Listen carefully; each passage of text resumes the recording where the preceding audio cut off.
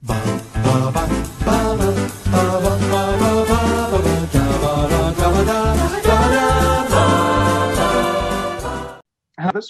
today we have two, not one, but two special guests for February is Fincher month. It's been a while since I've done a Fincher. Rhian, you've just been on talking about Panic Room. You will be on again. Indeed. You'll be on again for Curious Case of Benjamin Button.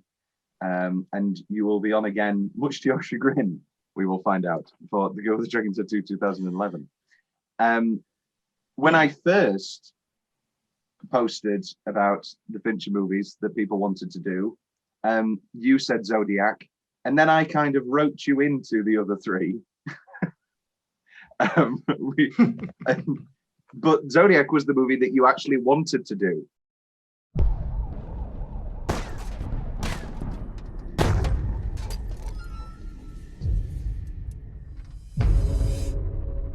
Dear editor, this is the murderer of the two teenagers last Christmas at Lake Herman and the girl on the 4th of July.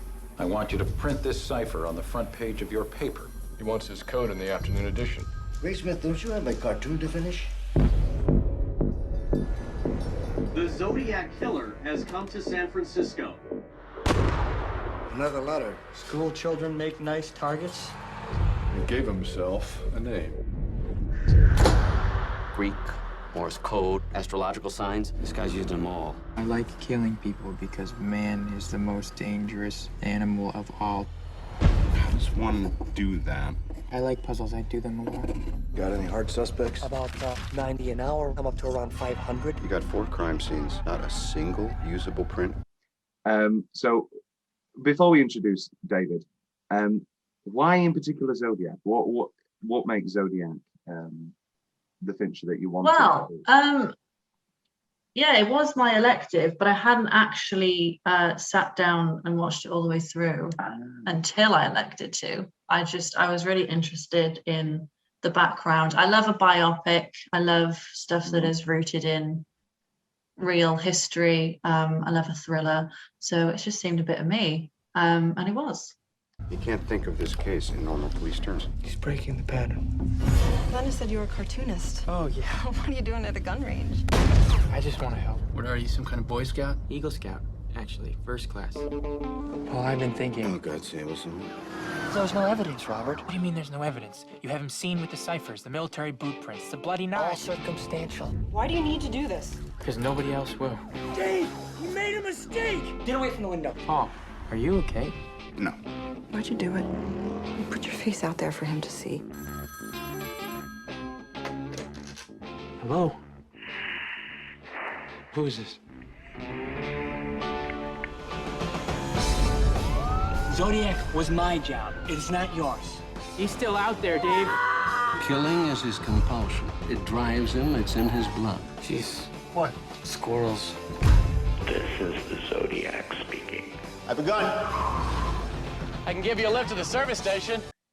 Indeed. It's there is no more bit of me movie than Zodiac in this camp when it comes to neurotic, obsessive people, writers, and yeah. There is very, very, very Zodiac-y. Do you always go around helping people in the night? I'm not the Zodiac. And if I was, I certainly wouldn't tell you. Are you sure there's nobody else in the house?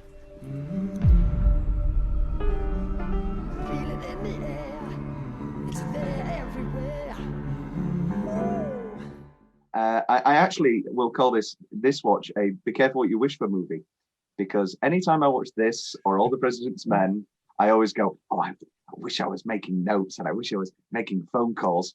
And then me and David had some news about our lodging, and I had to spend an hour and a half making calls and writing down names and numbers.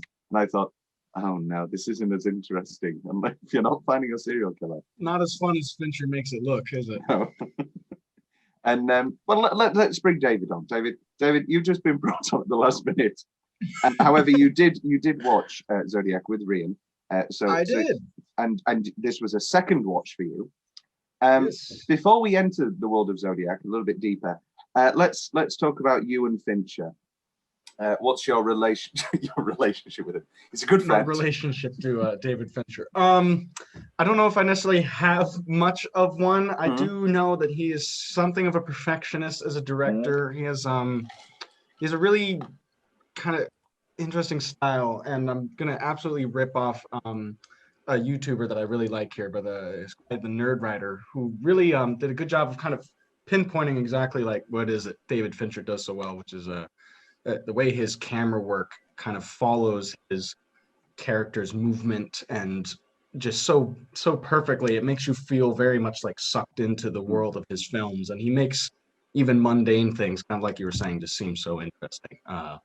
Which just makes his films just really fun to watch. They're think pieces, they really are, but exciting think pieces. And just completely fly by. To say that this is 2 hours 40. There is a director's cut. I watched the director's cut because that's the Blu-ray, but I think that's just all streamers and DVDs now, because it's only one scene, and the black sound montage is another minute longer. So it's not really a big director's cut, but it's the scene when Greysmith finds Avery outside Morty's asleep, and he wakes him up, and that back and forth, which is a lovely, great little scene. But it's just in there. So yes, we are technically talking about the director's cut, but 162 minutes, and it just flies by. I had an hour free this morning, and if I didn't have to write 2 reviews, I just would have stuck it back on, because you do get so wholly sucked into this world. And obsession is a word that we've already mentioned. That is, of course, the key theme of the film. The Blu-ray just feeds that obsession. It's got multiple hours of documentaries, not only on the making of the film, but also on specifically Arthur Lee Allen, and then just a glorious 3 hour, because there is just no way around it. The prep and setup for making this movie for Fincher, James Vanderbilt, the writer, and the producers was basically reopening the case in no small terms. Re-interviewing every single person who is still alive, and there's a lot of talk whether they thought maybe they could figure it out themselves, and I guess that's a bit aloof, and that's a bit Ryan dry, and it is the sort of thing that Fincher would say as a joke. But there is obviously it's an intensely obsessive case, and with any mystery still unsolved. Obviously, the big film that Fincher talks all the time about, this being in the same vein as is All the President's Men, one of my favorite films, great newspaper film. And of course, we watch All the President's Men now. We know the big mystery. We know Deep Throat is, because it's 40 years on. It's obviously, it was Mark Felt came forward just before he died, basically to get. No, I'm undermining his legacy, but basically to get some money for the movie rights. And then they made the movie, and it was terrible. But we still have no mystery, and it is that sort of thing where I don't think we will ever know. Not for sure. I think what we need now is like a disaster artist style movie about David Fincher making Zodiac and getting just as obsessed. That, I think I may cut that out of this podcast, because that's a pretty good pitch, Rhian, and I don't want that to be. I won't put it out. But it is that there was a very good episode in this recent series of Inside Number 9 about just an extra, not an extra. He had a few lines. It was a day player, and he had a few lines in a police drama, and he basically got sucked into it and tried to figure it out. And it is that thing of, if you're going to go this deep. Of course, even the costume designer on the documentary was talking. There were times where, for long stretches, there would be new script drafts coming in and new info, and they'd just sit and talk about that for half an hour rather than talking about the costume. Let's talk about Zodiac in a grander scale. So this was my top 15 films of the decade of the 2000s. Let's return to this. Of course, it's a purely personal ranking, but I did sort of inform it with legacy. Anyway, what lies beneath at 15, 14 Inglourious Bastards, 13 American Psycho, 12 Hot Fuzz, 11 I'll stop immediately, the reason I'm bringing this up is because Zodiac is from 2007, arguably one of the greatest years, specifically, I think, for American film. Then you add Hot Fuzz and you just say film. But when it comes to Zodiac, Michael Clayton, There Will Be Blood, No Country for Old Men, The Assassination of Jesse James by the Coward Robert Ford, and then Ratatouille is very, very good as well.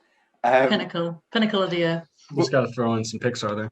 But when you look at those four, There Will Be Blood, even five with Michael Clayton, they are like literally five of the most seminal American drama classics that will go on for years. I really do feel like 50 years from now, we're going to talk about those five films in the same vein as any of the classic 70s films we're talking about now. I mean, I will posit you're missing out Bridge to Terabithia. Yes. Let's not forget Zooey Deschanel singing a song about death the morning after. Just in the classroom. Everybody dies, don't be sad. Yeah, well, all those movies, there's such perfect pairings of standout performances from really some of the best actors America has to offer, I'd say. Some fantastic directors, paired with just excellent dialogue and really tight, well-paced writing. And bleak. They are bleak. very, very bleak. There will be blood. There will be blood. No Country for Old Men. This and less so Assassination of Jesse James by the Coward Robert Ford, because that's a life. But spoilers, everybody. It's in the title. Jesse James was killed. Yeah. And all four are these big, epic. All of them over 2 hours and then some. Not No Country. I don't think. I think No Country's 2. But big, grand, bleak, very 70s. Yeah, and sort of like character. I mean, they're as much as they are like character studies and these bleak observations of kind of these individual characters. They're also sort of an examination of like the American mythos in a way. And so, I don't think it's any surprise that 2007, 2008 we're on the brink of in England I think it was 2009, but the brink of the collapse. The biggest depression we'd had in many, many, many years, and political, because there was never. It's weird to say, but Watergate happened, and then the tail end of the 70s, movie-wise, was all these dark dramas and very paranoid thrillers about government. And with 9/11, that was such a devastating thing that the next couple of years kind of became a happiness period when it came to film. It was a focus on old Hollywood. It was a return to going to the movies as an escape. So we never got, and obviously it was what everybody needed, but we never got that really dark period of film examining, you can stand back from 9/11 and say, it sounds terrible, but an examination of hubris. It was an attack on American hubris and capitalism. And obviously, definitely There Will Be Blood. That's, of course, what There Will Be Blood is. It's an exploration of American capitalism. And I mean, certainly following immediately after 9/11, there was almost this idea of, we all need to come together and there is no room for criticism, essentially. It was a very sort of nationalistic period. And I think as 2008 came around, the sort of patriotic fervor of like, let's come together and go get the terrorists kind of feeling that a lot of Americans had at the time had begun to wane, I think, by 2007, 2008, which is why I think you see this emergence of these darker, grittier films that kind of examine and maybe pick apart a little bit the American mythos. I mean, it's all over Zodiac in the kind of the failures of like American policing and like the failure to racism within the police department, and the failure to communicate, this important information, all because of hubris, essentially on the hands of, various investigators spread out across the country. It's all there. I've got a single. We make notes, and one of my single minutes I've just called jurisdiction, and it's the one of my favorite, and it's so infuriating is calling back and forth with Mullinex and Mulroy in Vallejo and Napa, and just, well, no, we haven't got facts. Okay, well, we need this, and if you're going to give us this, then you're going to give us this, and just that painful jurisdiction.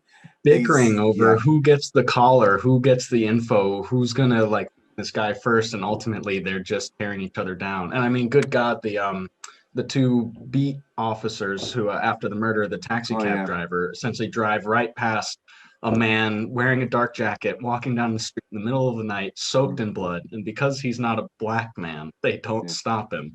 Because a small child threw a window first. I mean, yeah. So let's, and then our first protocol is box office rundown, because I've also pulled up the box office for There Will Be Blood and No Country for Old Men, because spoilers for Oscar travesty, Zodiac is just nowhere to be seen. Zodiac kind of fell through the cracks. There Will Be Blood made its money back and then some. It had a budget of 25 million, eventually worldwide made 76 million. Pretty good for a bleak 2-hour 40 drama. I've not got the budget here for No Country for Old Men, but that made extensive amounts of money, 170 million. I haven't got the budget, but I think, again, around the 20 million mark. Obviously, that was boosted by that then winning No Country Best Picture. But yeah, Zodiac, budget 65 million, of course. It's a huge, huge film, and it only made 84 million. 33 domestic, 51 international. Why in particular do you think? Because on the surface, beyond the ending, not quote unquote giving you any closure, not giving you anything, on the surface, for me, to the average audience, Zodiac's the most accessible of those three films. No Country for Old Men is an exceptional. I mean, all three of these are 10 out of 10 movies. I could watch them every day. But No Country for Old Men is a great thriller, but is deeply philosophical. And when it comes to the final half an hour, more or less becomes a bunch of old men coming to terms with the fact that they're going to die.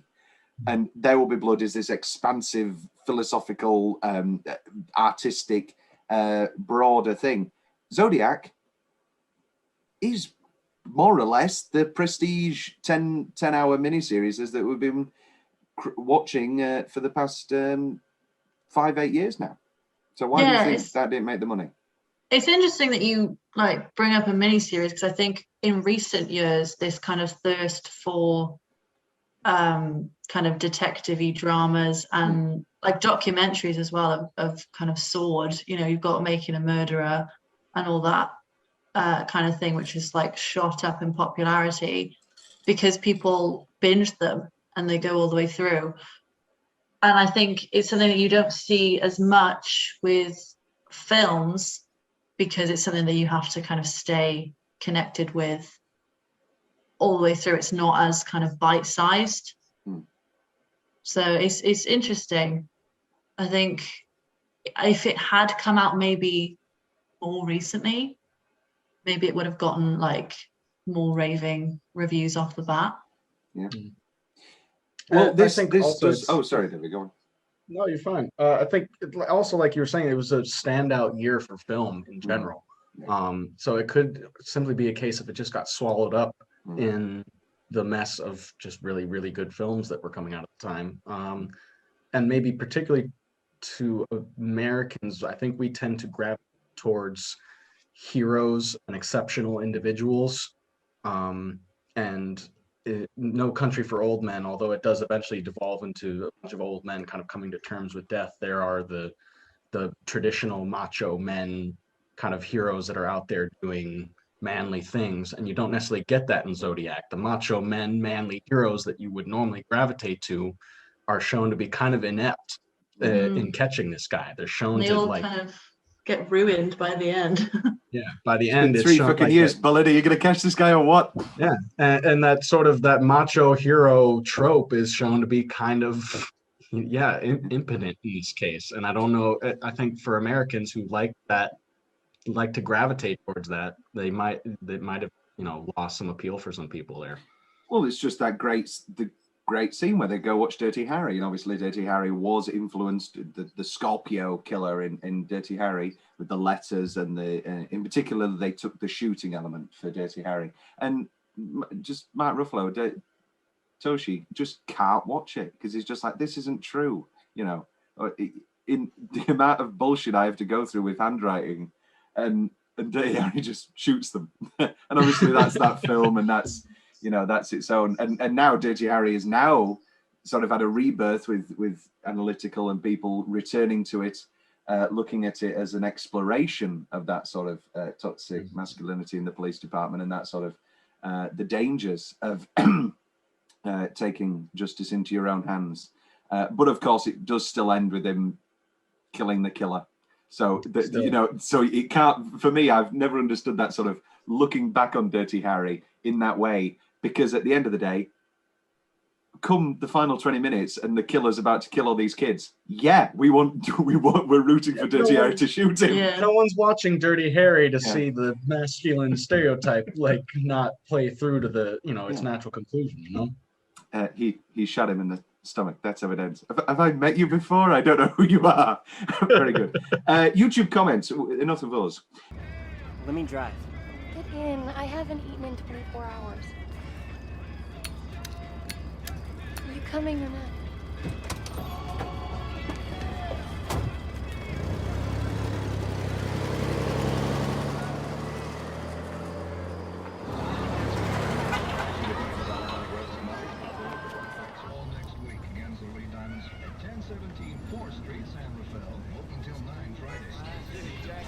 It's too crowded. I thought you were starving. Let's go someplace quiet. Okay.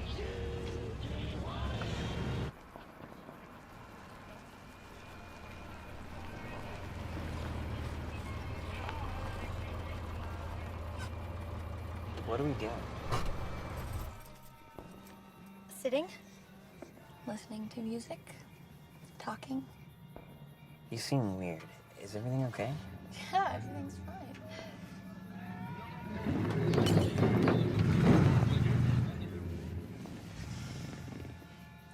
It's July. How many shirts are you wearing? I'm cold. You're cold on the 4th of July.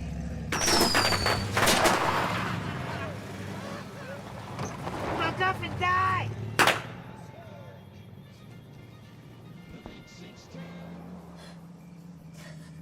What? Fuck off and die? Shut up.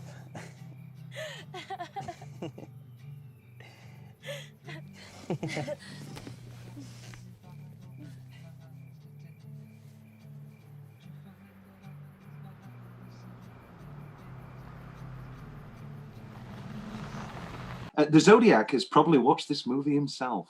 So if this is a theory, if Arthur Allen isn't the Zodiac, then most likely he will have seen it. It's a pretty haunting. That's interesting. Well, the thing that puts the bad taste in my mouth, I guess, about when I watch this movie, is that in the end, the Zodiac won. He got everything he wanted out of these people. He got all the notoriety, all of the attention. He got to feel like he was smarter than everybody else, and he got away with it. He won.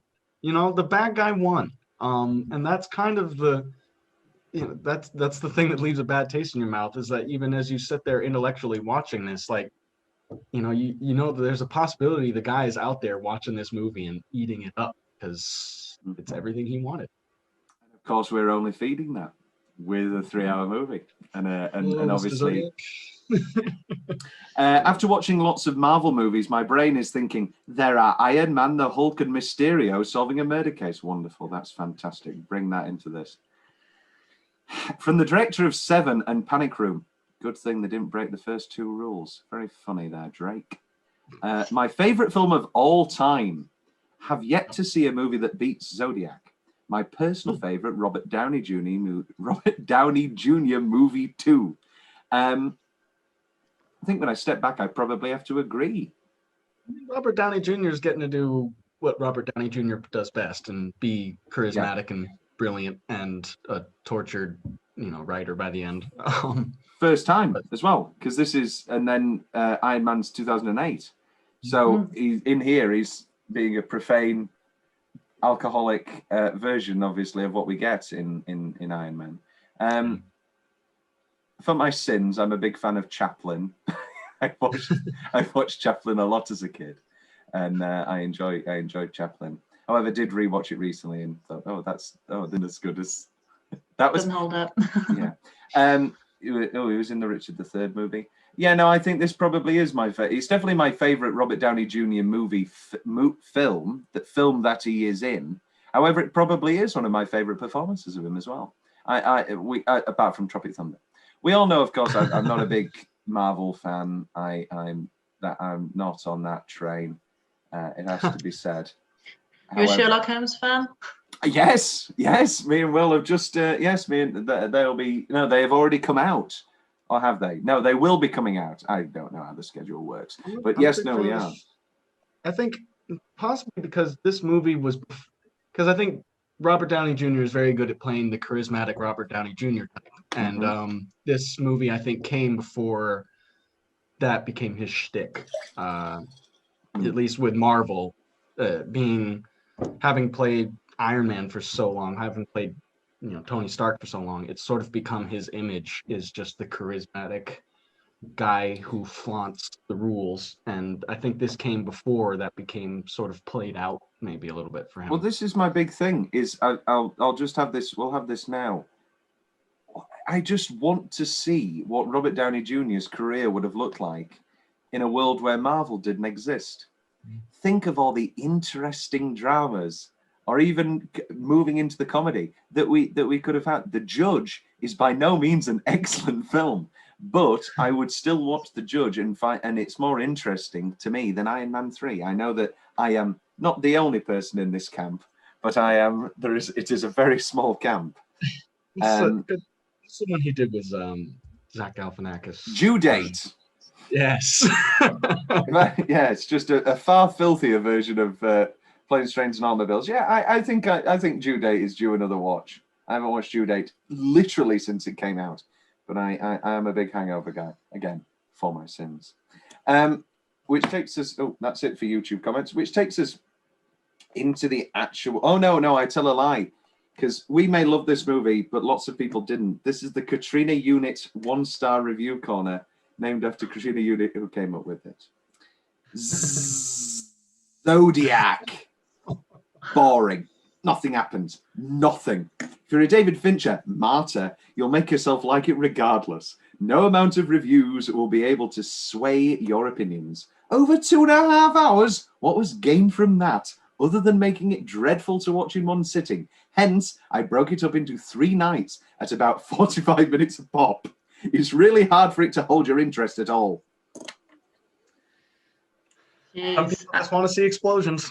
I mean, Tom and I debate pretty much every episode about what constitutes as a long film. Because you kind of say, go on. It flies by. I thought this one was slow, but it was necessarily slow. Okay. Like, language. Because they slog throughout years and years without anything substantial to kind of tip things in their favor, or somebody makes a mistake and they have to return to the drawing board. It's supposed to be painstaking, and yet I still think it is engaging. So while it didn't really fly by for me, I felt like it was needed. And I think was this reviewer expecting them to change the past? We know that there was no big revelation. We know they don't find him. Yeah, but for people that don't know that, for instance, my mum, we watched this movie and it ended and she just went, "You're having a laugh." Like, we watched it. Same with Perfect Storm. Spoilers. Perfect Storm is based on a true thing. Everybody dies on that boat. Me and my mum watched it one night. She didn't know that they all died. And she went, "Oh my God. Oh my God." She just couldn't believe that they'd killed George Clooney and Mark Wahlberg. Love the Perfect Storm. Wolfgang Peterson, one of the most underrated directors of all time. Das Boot, Air Force One. the Poseidon remake, which is fine. And In the Line of Fire, great movies. Tedious. Oh, sorry, go on. No, go ahead. Tedious, lifeless presentation of evidence and dead ends. Yes. Yeah, they nailed it. It is. I think, like Rhian said, it's the story of a pensive, obsessive investigation that went over years and had no conclusion, really. It just kind of petered out, and that might not be satisfying or exciting, but it is the story. It's the story of what obsession does to people, I think.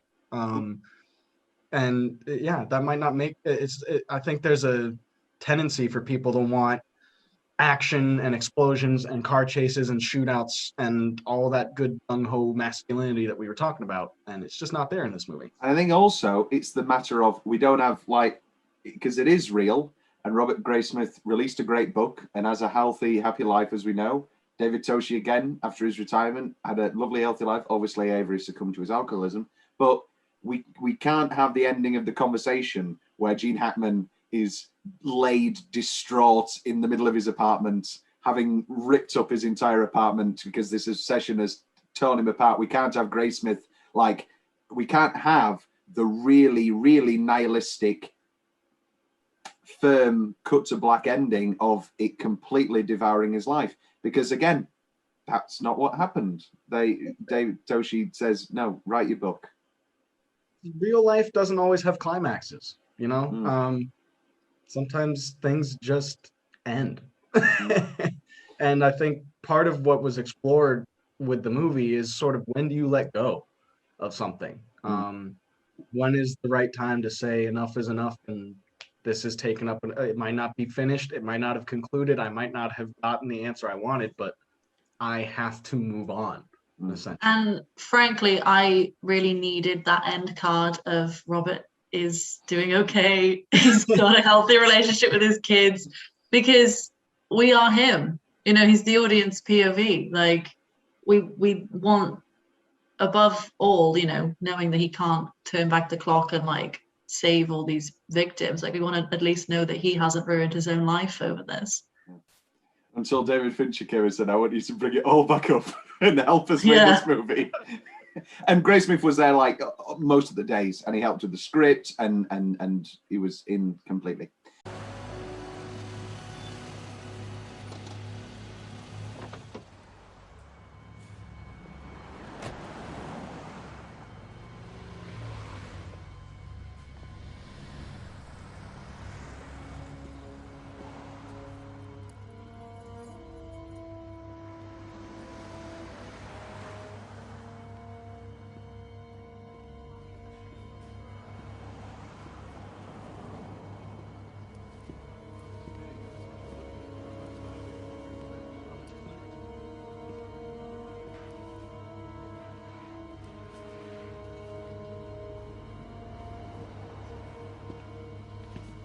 Can I help you? No.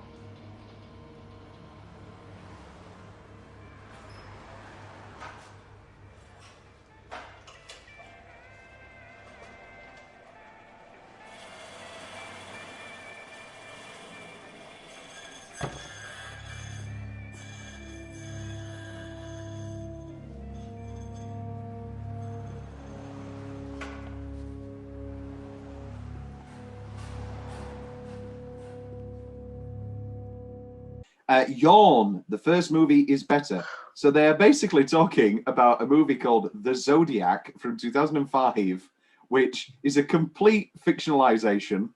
None of the names, they have to change every single name because none of the real life people signed off on it. They have to change all the place names. They can't even say Vallejo. They have to call it like Montoy or something. And it's just completely dreadful, terrible. Nobody's in it apart from Philip Baker Hall's in it again.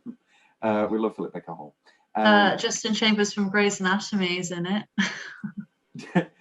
This is true. But yes, no, it's one of those straight to DVD movies, and so I haven't seen The Zodiac, but I can only imagine that it isn't as good as Zodiac. And it has the audacity to have based on true events on the poster.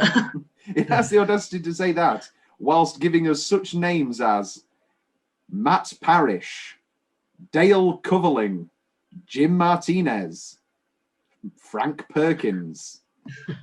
I've just seen the tagline as well. The most infamous serial killer of our time, ... is still out there. Yes. Arguably not, though. Like, you can't refutably say that. That's the point. It's the divide between. I thought there was I don't remember who said it. There's somebody was talking the other day about sort of movies in general, and they said something along the lines of, you'd rather watch a 3-hour movie where a bunch of men sit around talking and being sad and nothing happens.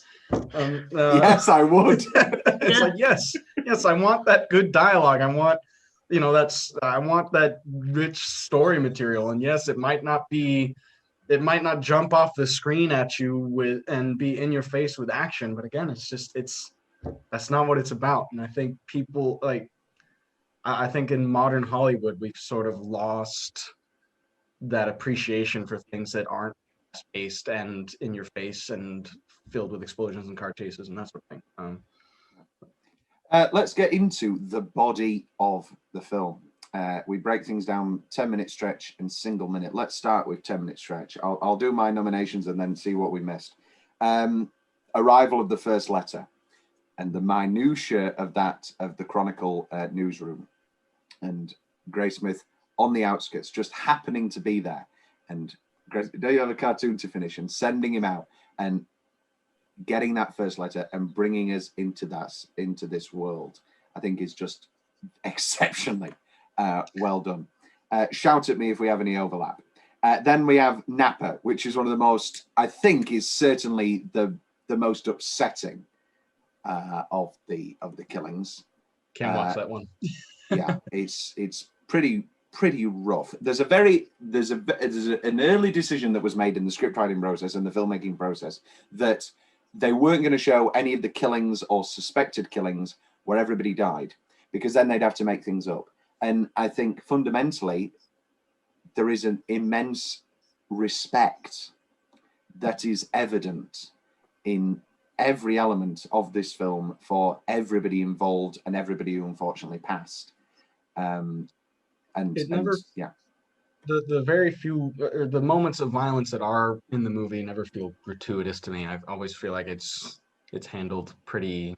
I mean, it's brutal and rough to watch, but it's honest, I think. And it doesn't feel like they went over the top for the effect, essentially.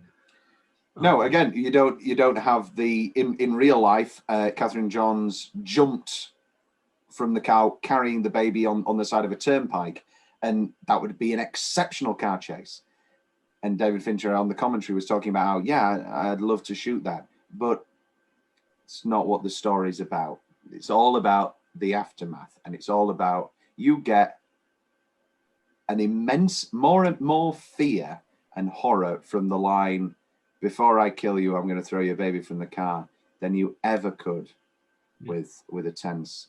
Again, I will never turn down a tense David Fincher car chase. Go the Drink to 2 ending.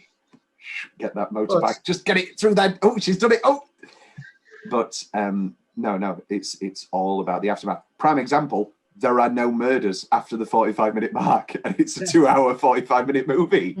And I think, especially with that line about the baby from the window, I think it's a perfect sort of like Hitchcock's bomb under the table kind of thing. Because I remember my first time watching it, that line happens, you fade to black, and the next scene you see is the mother standing alone in the street.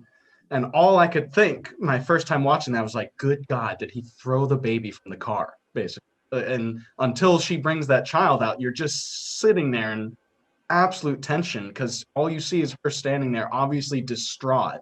And all I could think is, where's the baby? And then, she brings the baby out and the child turns on. But I mean, all that tension would have been gone if you had just seen a scene of a car chase and, a child thrown from the window. It'd be awful, but there would be no tension. I think the effect would have lost, certainly. It leaves much more foreboding, I think, and makes the Zodiac killer seem much more menacing when you don't see exactly what happened.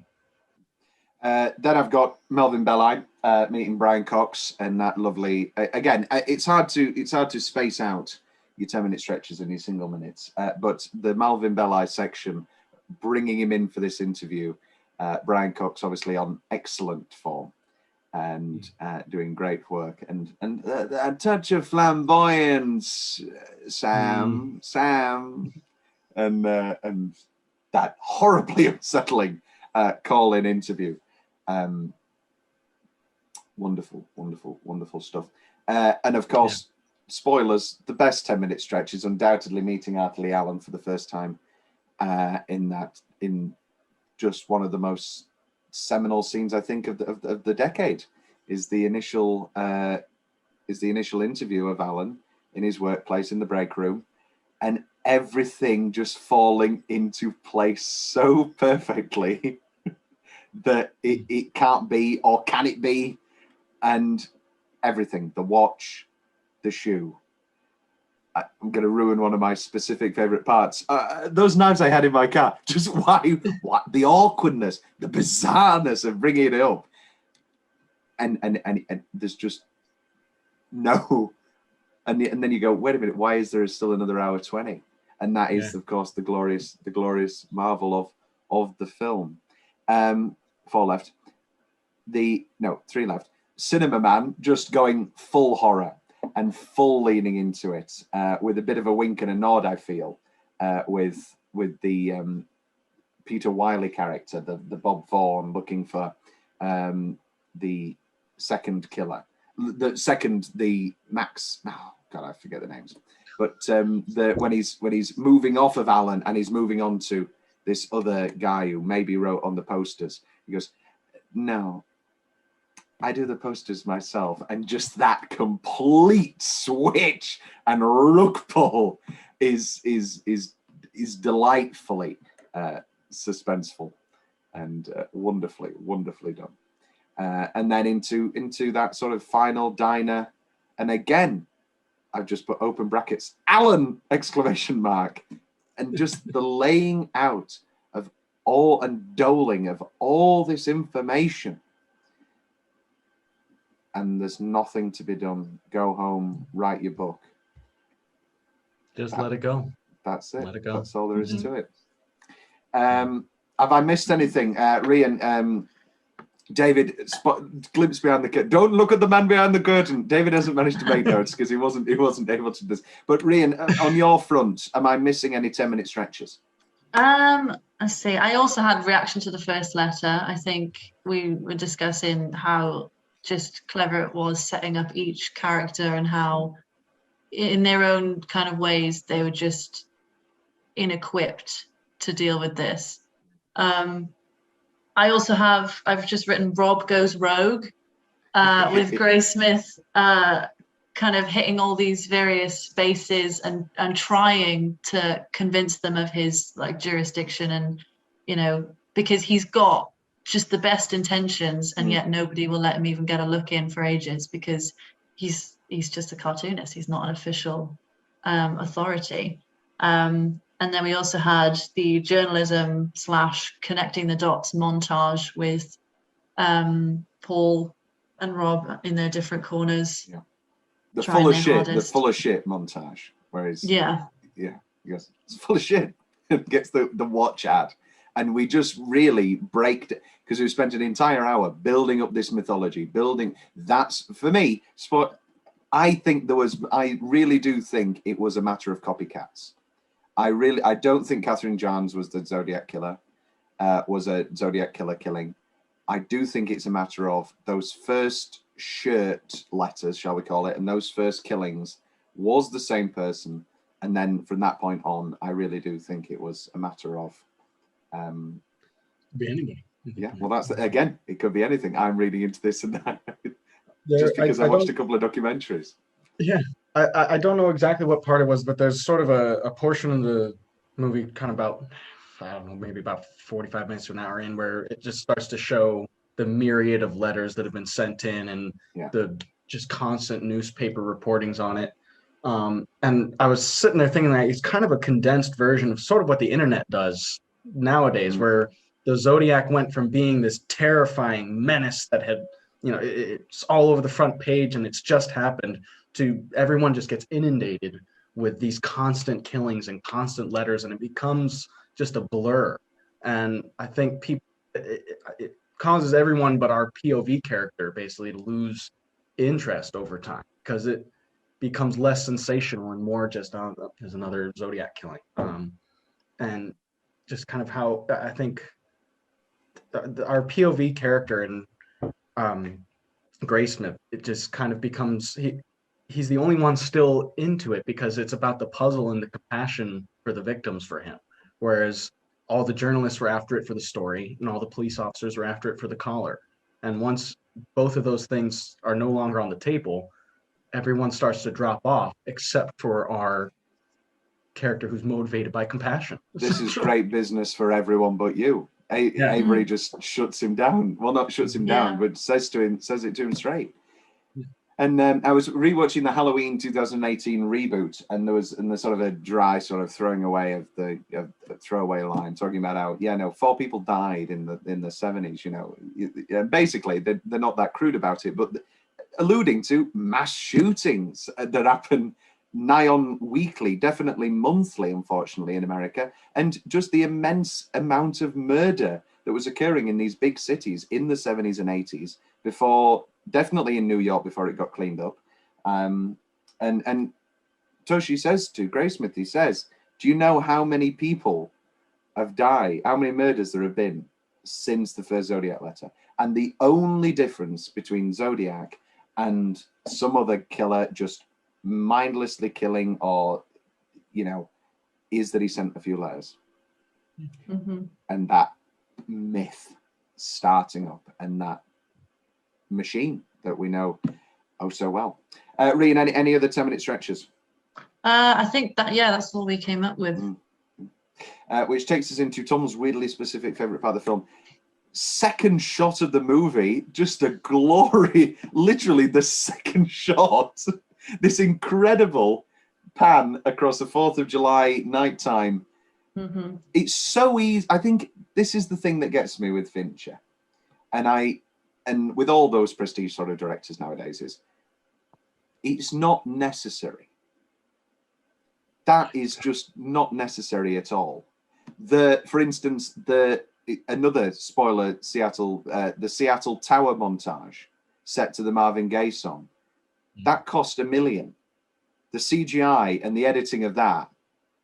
But, again, it's not necessary. You could have just had 1 year later.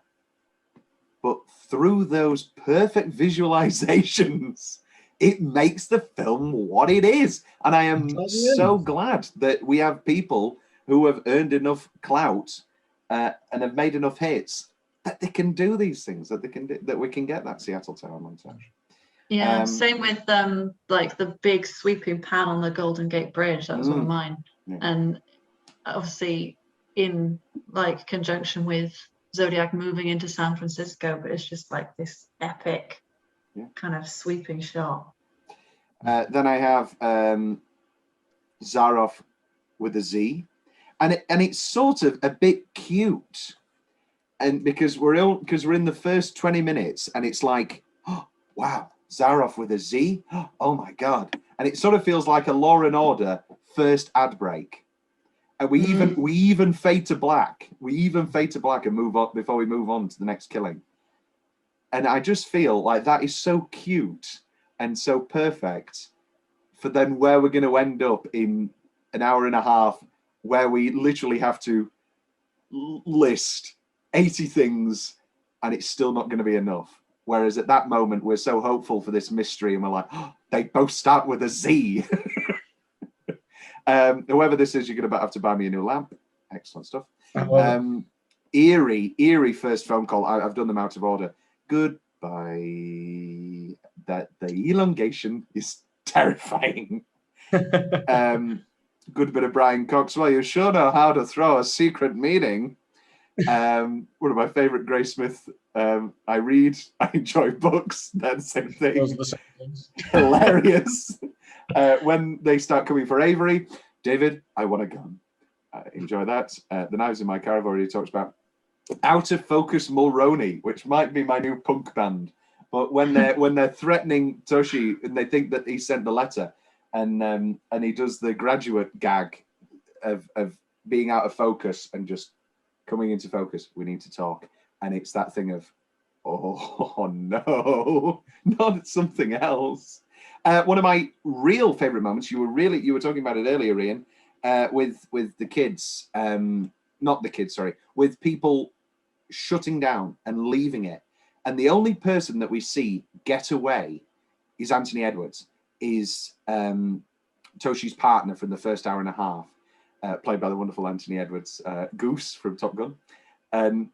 He leaves. It's weird in many ways when you watch it on a first watch, because we stay with it for like the shot for a good minute of him putting his arm around his wife and going into his home. And on first watch, you're like, oh, okay, that's nice. Why are we?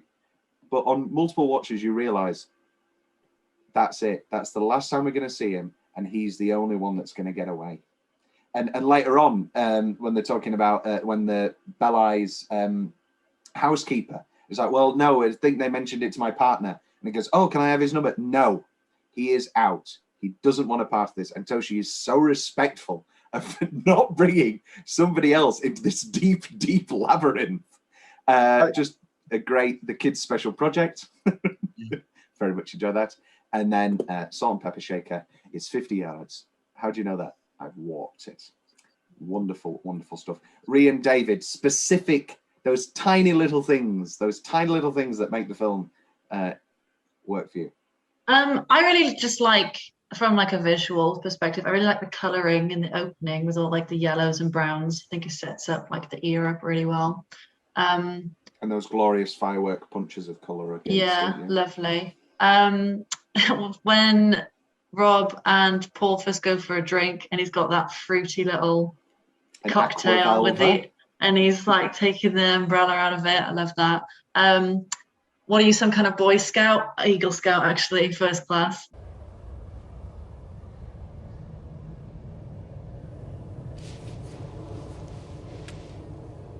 It's him. How sure are you? I'm pretty sure. He had a round face like this guy. Wait, am I to understand that you're now identifying this second photograph? No, just said he had a round face like that. It's this man. All right. Now, on a scale of 1 to 10, 10 being positive, how sure are you? At least an 8. Last time I saw this face was July 4th, 1969. I'm very sure that's the man who shot me.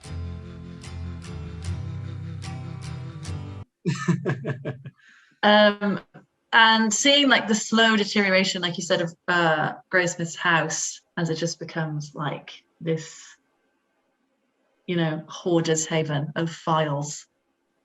It's just great because it's so like indicative of his life.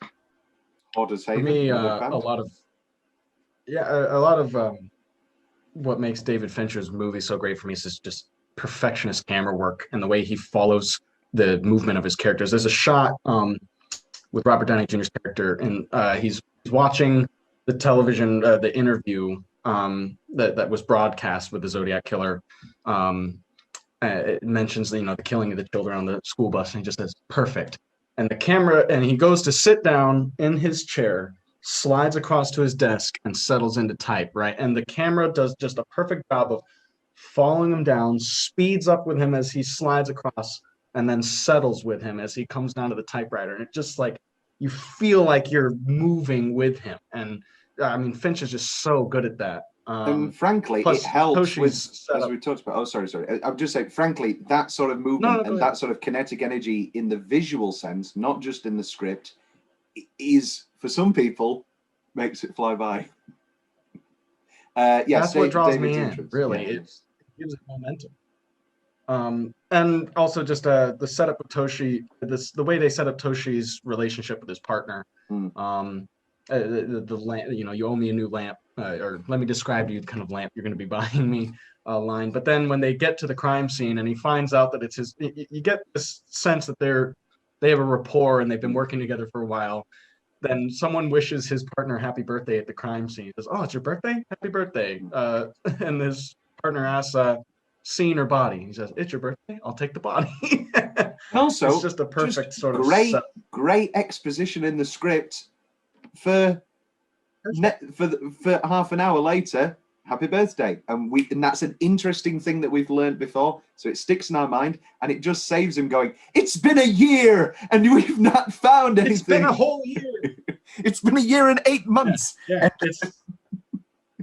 and he does such a good job of just setting those little details up so that you just really feel the passage of time.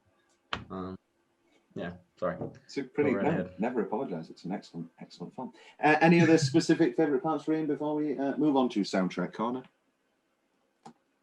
I think that's it for me. Fair enough. Soundtrack corner. We split this up. Best use of a song and best song full stop.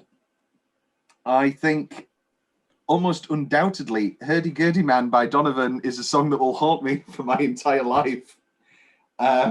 Yeah, I had that down for favorite song. And I suppose best use because it's just the chilling like cards at the end.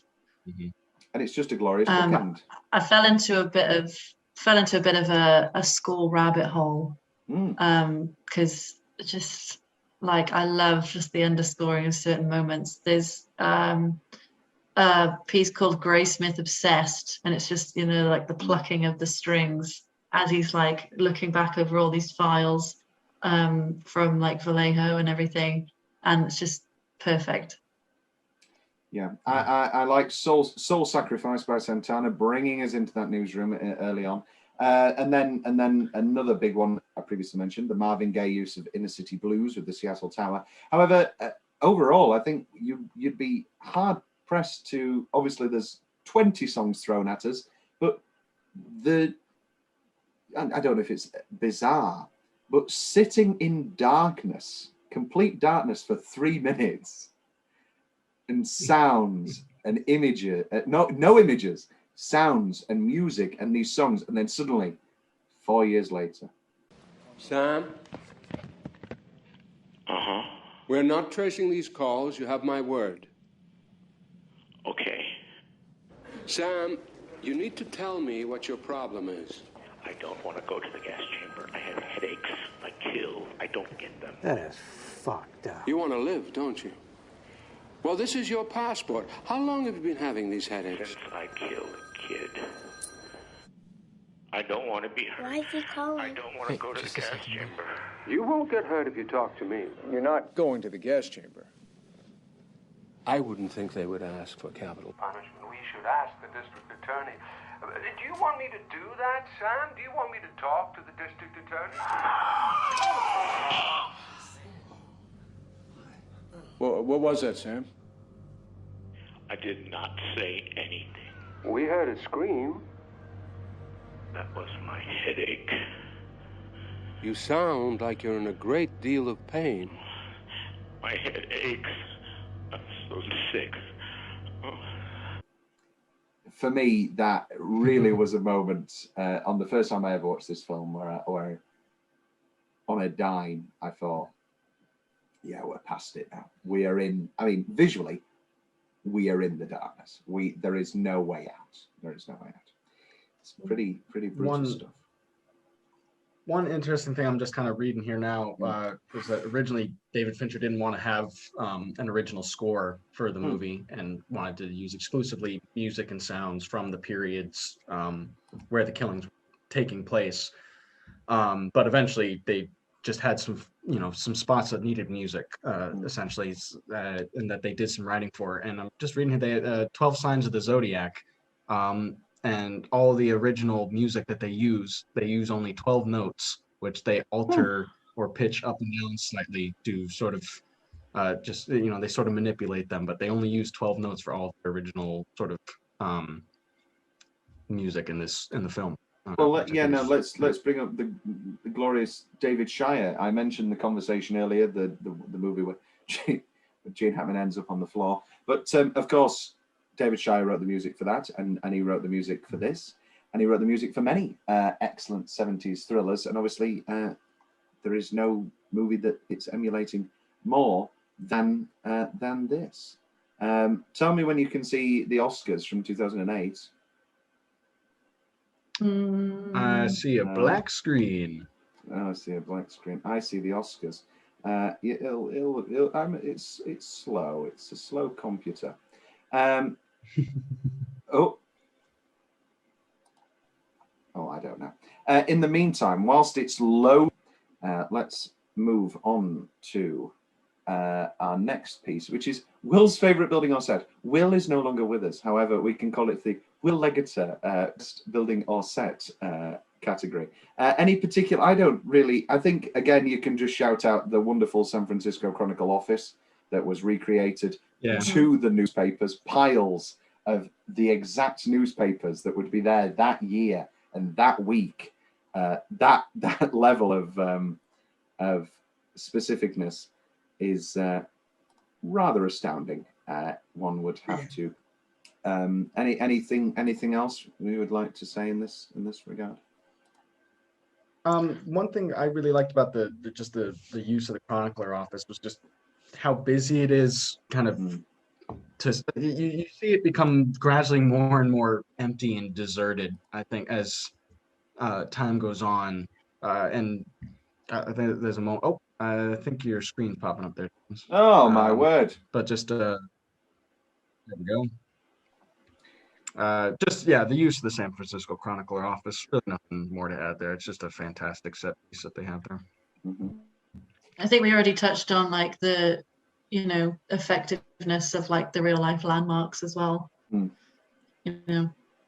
Great job on that bridge. Well done. And they built it for the film. No. Again, we're going to bump a category forward whilst we wait for Oscar travesty to load. Let's do best line. I've got mine ready. I mean, for me, again, spoilers. I don't want to ruin what I think, but it's undoubtedly I am not the Zodiac, and if I were, I certainly wouldn't tell you. One of the most horrifying, wonderfully delivered. Sickening things I've ever heard. David, anything immediately jumping to mind? Paradox. Yeah. As somebody who didn't take any notes down, but certainly what jumps to mind for me is Avery in the bar with Jake Gyllenhaal's character. What do you like to do? I like to read and I enjoy books. Those are the same things. It's just great shit. I just love that. It's just so sharp and perfect. Perfectly sets up like the contrast between the two of them, I think. Yes, wonderful stuff. Yeah, Avery's got the best lines. He does. Avery is very similar to the character in All the President's Men that Jack Walden plays. And literally, it was a case of William Goldman, the writer of that film, went and stayed at the Washington Post for like a couple of months prepping and researching, and found very quickly that he was the funniest man in the world, and that if he wrote the character anywhere near as witty as he is in real life, people just wouldn't believe it. And I get that vibe with Avery. Any lines, Rhian? I really liked the random guy calling into the radio station with what scares me is there's hippies out on the hay with their free love and weird clothes. Just like in the early stages before this is like as infamous as it became. And then it's just Avery's lines. Jesus, Harold, Christ on rubber crutches. Bobby, what are you doing? And when he realizes that Greysmith has made like such advancements, fucking library. and just talking about underscoring, the Atari just ding, ding, ding, ding. Pair that with the kettle boiling, and it's just wonderfully unsettling stuff. Oscar travesty is not going to load with the screen share, but I can read it aloud. So Best Picture, the nominations were No Country for Old Men, Juno, Michael Clayton, There Will Be Blood and Atonement. I can lose Juno. I like Juno a lot, but it's not Zodiac. At the end of the day, I can keep Atonement, but again, I would prefer The Assassination of Jesse James by the Coward Robert Ford. For me, it's just baffling that there was just no nominations at all. For you, what's the biggest travesty there? You can only grant one nomination. It might not win, but you can give it one nomination. What for you is the biggest miss here? I mean, I wouldn't say that any one actor really like stood out as like the star player. I think they were all like but then also there wasn't a weak link across the whole it's a solid cast. ensemble. Yeah, I feel like it's definitely a group effort, even though you do have like a central protagonist. It's one of those where you want to do like they did in the 70s, where they were just like, yeah, okay, The Godfather's the best film of the year. We'll give 3 supporting actor nominations. It's one of those. It's tough. I'd say best score.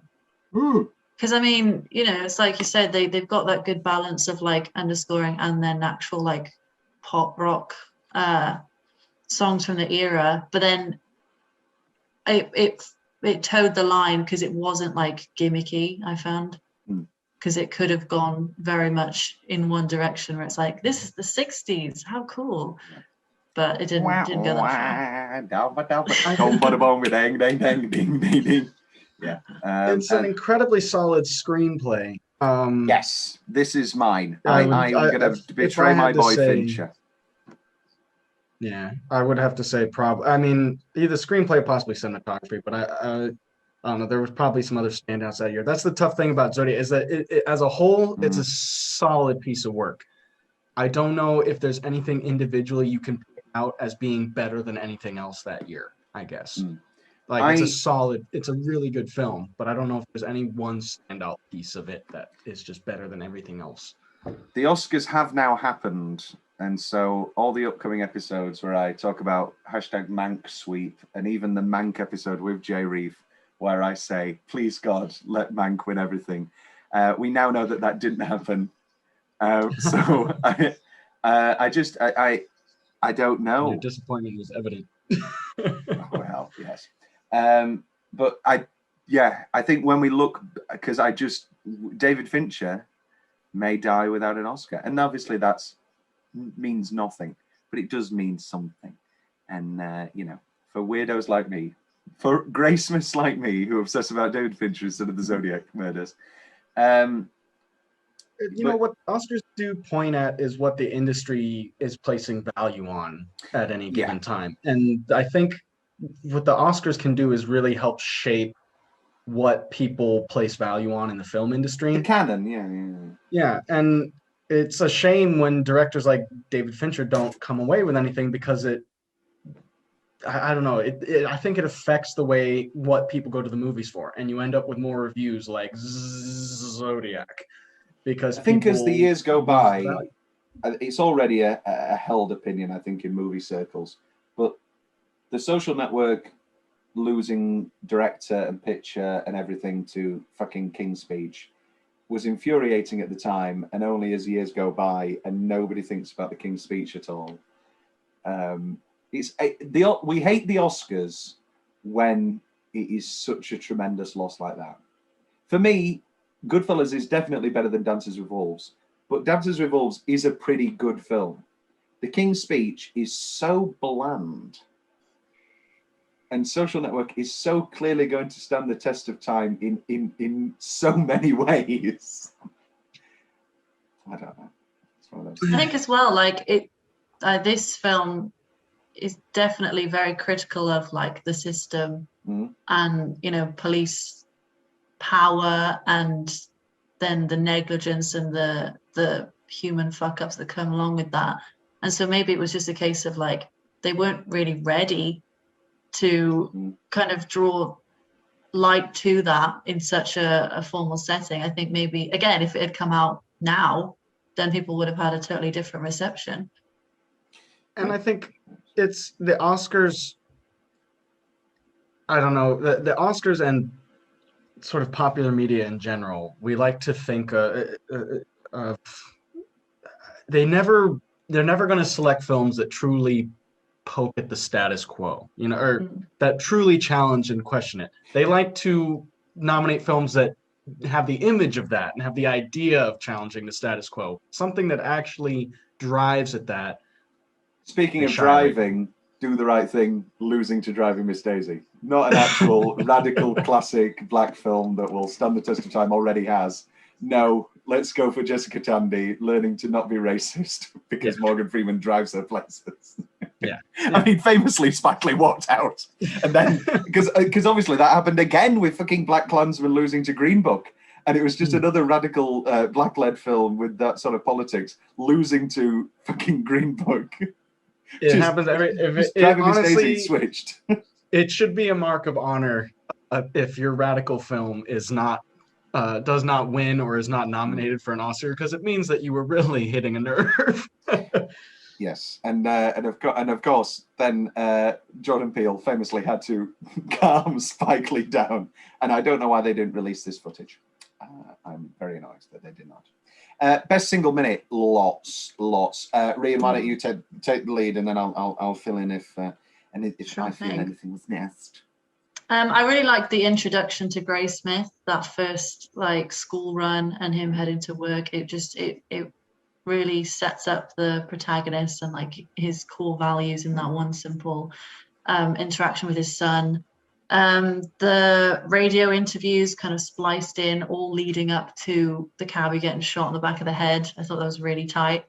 Greysmith outside the station in the rain, like you can see he's just totally let this consume him, and everybody else can see it at this point as well.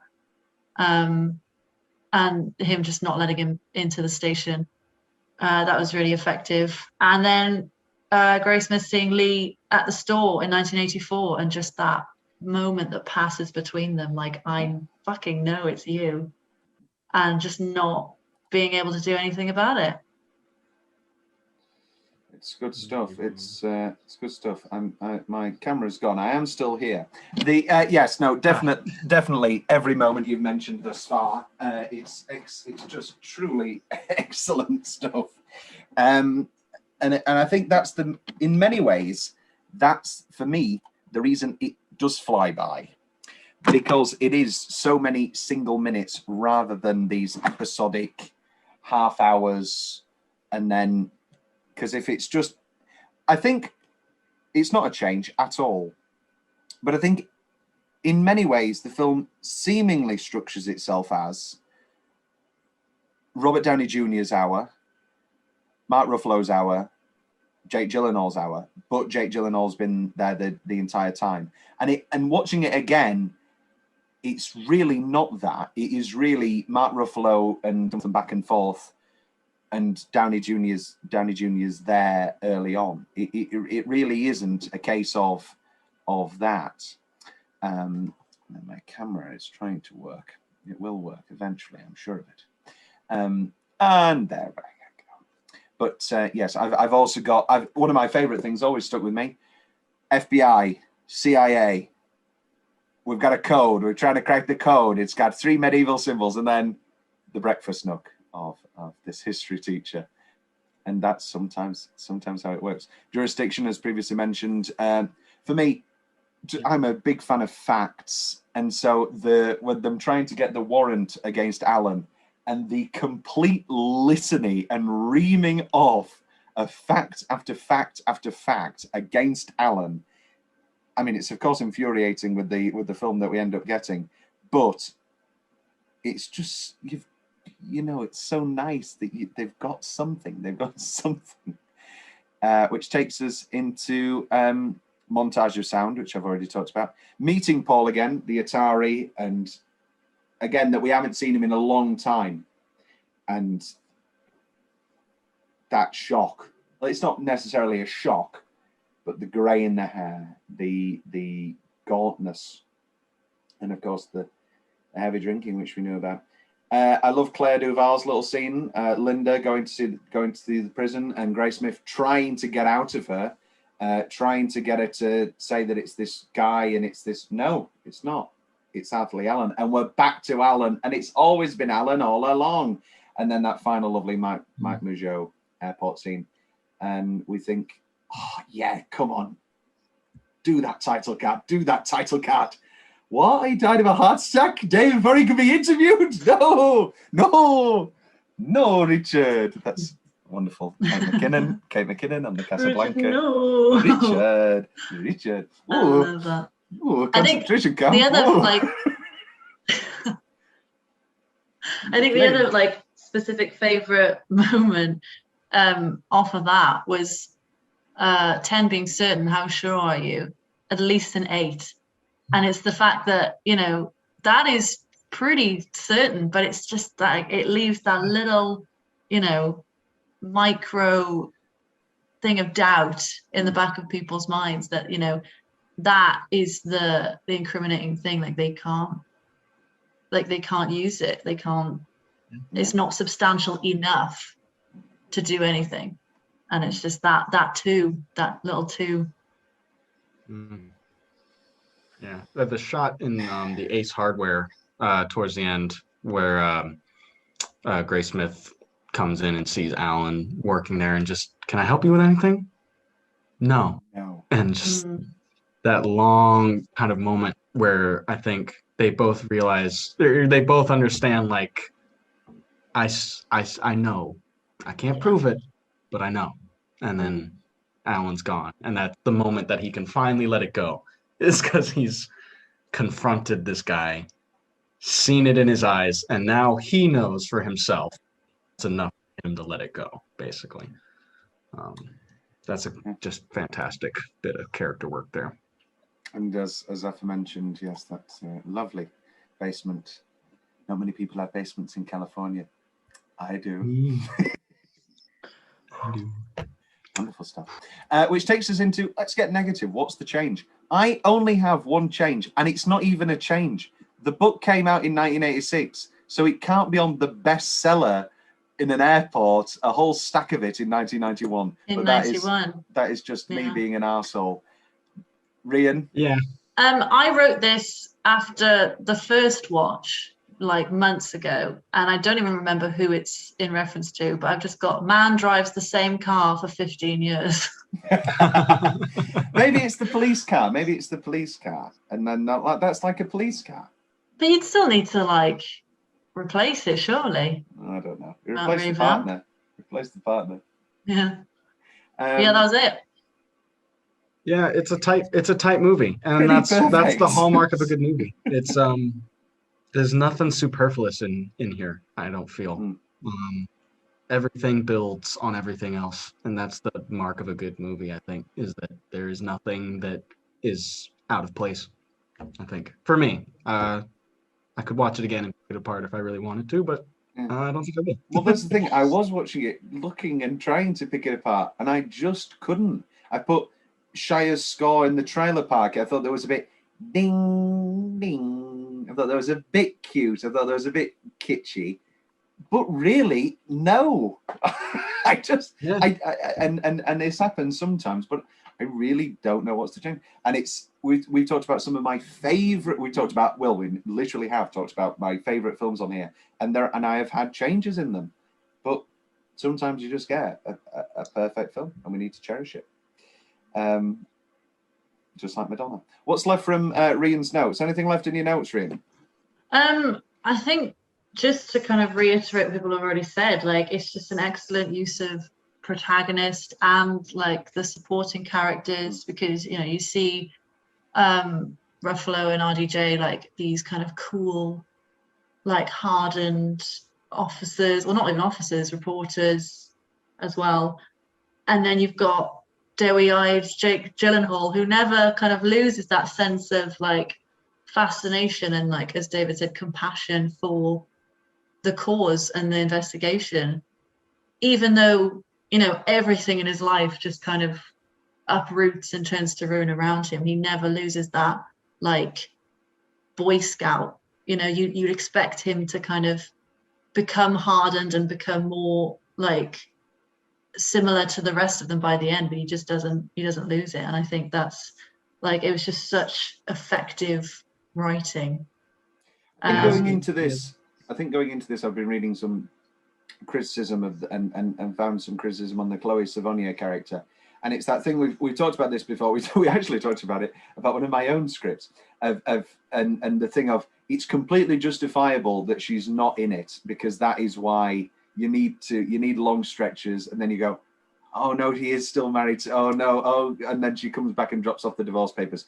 And so it's that thing of, and it came a lot of fire with The Irishman and Once Upon a Time in Hollywood with the lack of dialogue, which is just a stupid thing. Jesus Christ, you're undermining an entire profession saying that if you don't have any dialogue, it's a pointless role.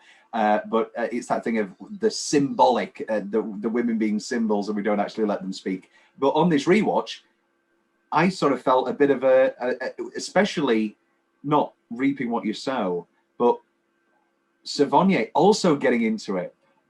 For the start, immediately from the start, this is the best date I've ever been on. And so they sort of are excited by it, and they're into it, and they're excited about it, and then no.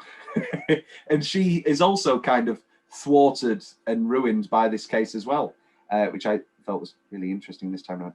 I've also made a note of penne vodka with cream sauce, which I Googled. It's a pasta with tomato and vodka.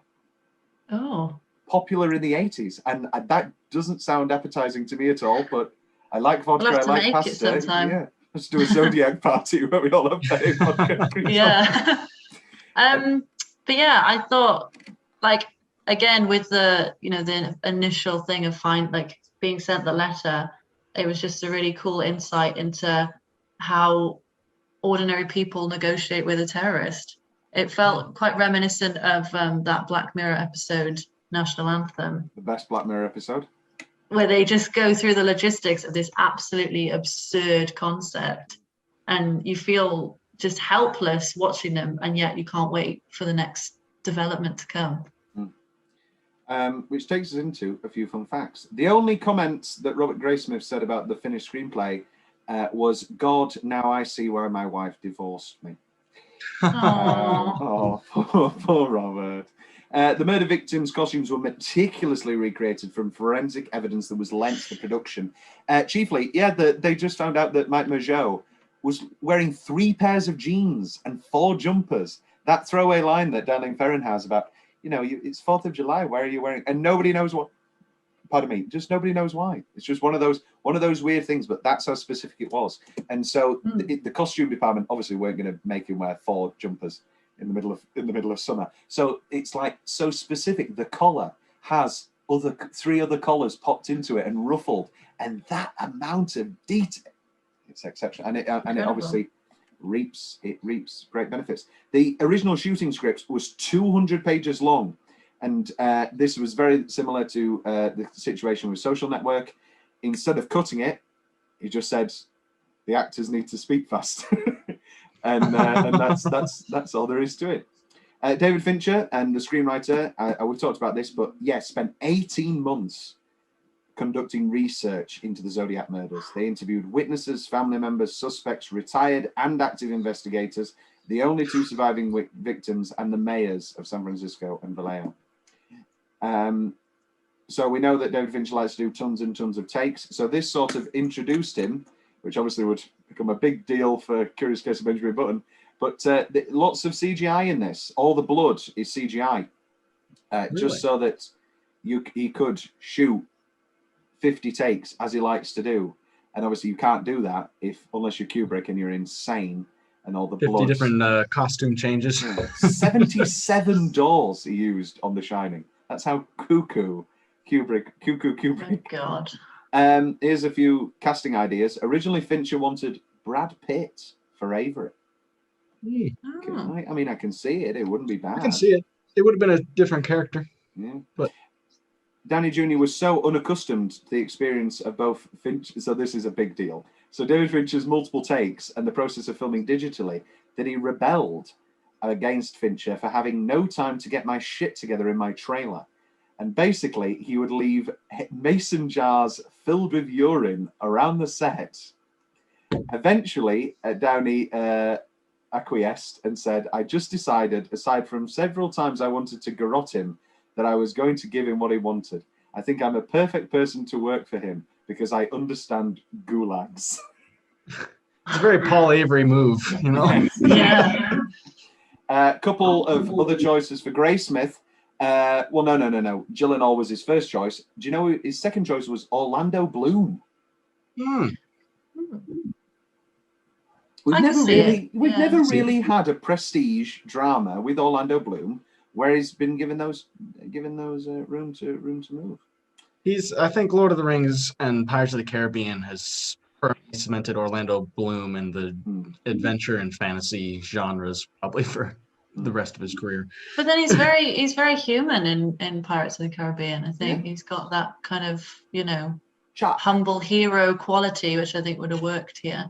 Yeah, he can play the innocent sort of ingenue doughy-eyed. So there's a lot of disputes about this for some reason, because Greysmith says that we had him, and then the agent says that they didn't, and then there's a story in the Hollywood Reporter. But the long and short of it is that Gary Oldman was surrounding the Belli role, which would have been great, I think. That would have been so cool. But of course, we did get Gary Oldman in a Fincher movie, Mank. Lovely. Another choice for Paul Avery, Daniel Craig. Now we know how great Daniel Craig is from Mikael Blomkvist. David, have you seen Go the Dragon Tattoo 2011? I have not seen the 2011 with Daniel Craig. I saw, oh God, what's the one that's... Naomi Rapace. Oh, yes. No, did you see Girl in the Spider's Web with Claire Foy? Was it in English? No, I saw the original Swedish. Yeah. Yes, it's been well over 6 or 7 years now since I watched it, though, which is a travesty.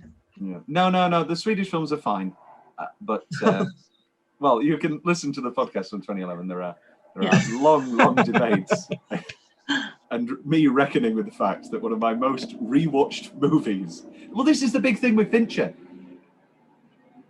He makes immensely rewatchable movies that are so thrilling, and I could watch Zodiac tomorrow, but they are about the most fucked up shit in the world. And you know, it's bizarre to say, but there is a bit of a detachment societally with murder.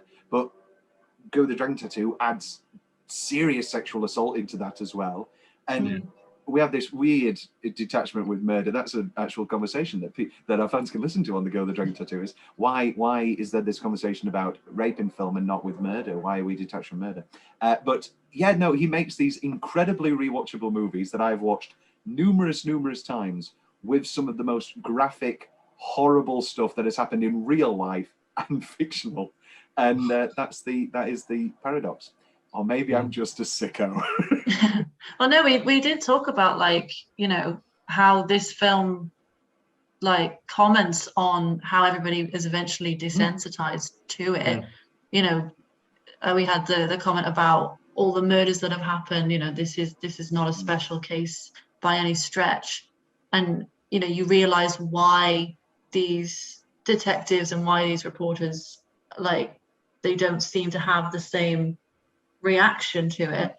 And the same can be said for, you know, us watching it then, like after the fact. You know, David Fincher is almost complicit in furthering the kind of glamorization of these murders. You know, no matter how sensitively you approach the subject, there's always going to be that Hollywood sheen that makes us watch it from like an entertainment lens rather than a my favorite Hollywood sheen is probably Martin. I mean, there's something to be said for the fact that we are kind of surrounded by sort of glamorized images of killing day to day. We watch murders all the time.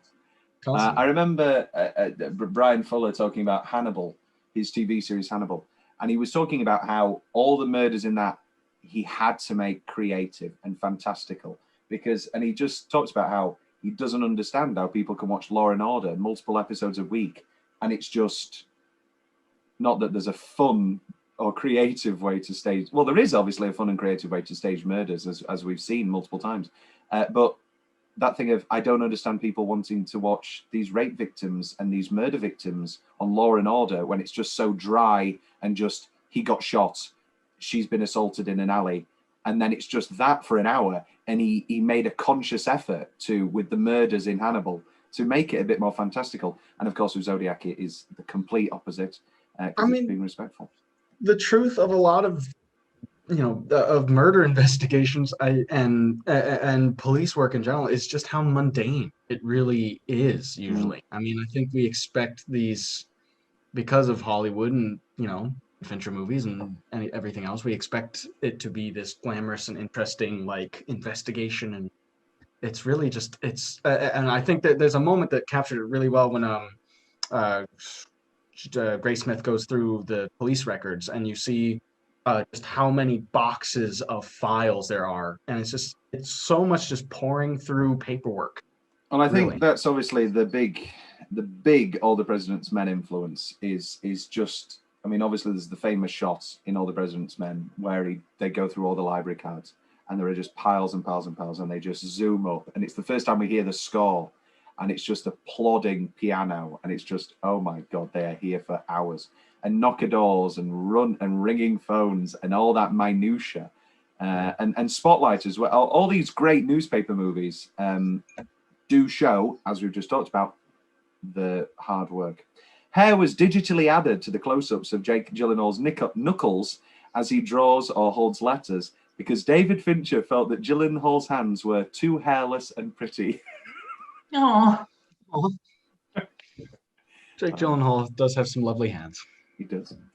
Talks with Sony fell through when the studio insisted that the film should not be any longer than 2 hours and 15 minutes.